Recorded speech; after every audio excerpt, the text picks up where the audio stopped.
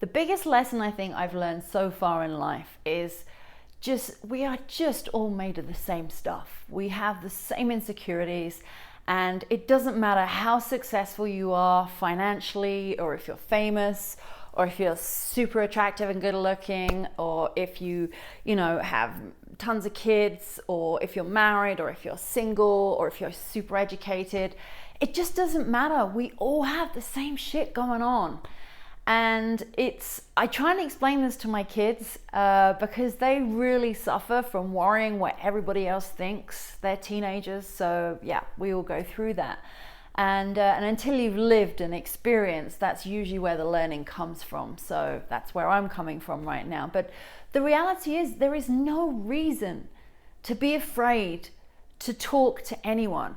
Whether it is your boss that you're terrified of and you're asking for more money or time off, or to be, acknowledged for something, or whether it's like a spouse that you feel like you never get heard, you feel like you've said everything 100 times and they just still keep doing the same thing and not acknowledging you. It might be the in-laws that frustrate you beyond belief, but you can't say anything or do anything because maybe this is going to offend your partner or something like that. So there's a million and one reasons, but at the end of the day, we all fear what people think of us. We've all been in this scenario.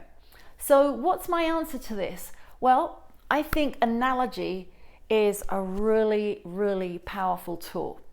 So even if you're in a work scenario and you can't acknowledge, like let's say you're sitting down with your boss and you're talking about something that really affects you that they don't see because they're at a completely different level to you, you can try explaining that so many times. And if you have a boss who's not willing to step out of their shoes and into yours and see it from your point of view, then you have to find something that you do have in common.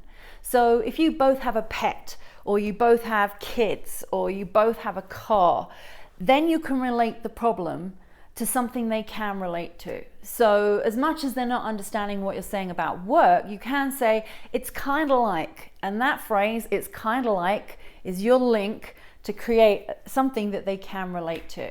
It's kind of like your kids. You have kids, right? Sure. So when they really frustrate you and they keep going, yelling at you and getting mad and whining, it's really frustrating. Oh God, yeah, totally. You see, now you're connecting.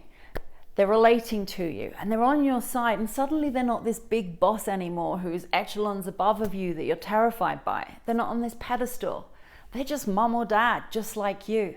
And so in that is your connection point. So really, in anybody that you talk to, I want you to think before you speak to them of, what is my connection point with this person?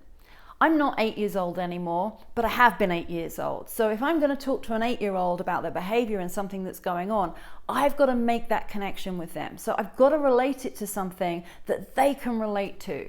So it's kind of like when, I don't know, you go to the candy store and they don't have the candy that you want, and you're really frustrated because you're in the mood for it and you really, really, really, really want it, and you're getting mad. Now they can understand you. And that's kind of like me when I'm in this situation, and now they're following along. So this is a really powerful tool. Analogies. Remember that. Analogies, it's kind of like, and that will help you connect with people that you feel for whatever reason are above or below you and you struggle to connect with. So think about that.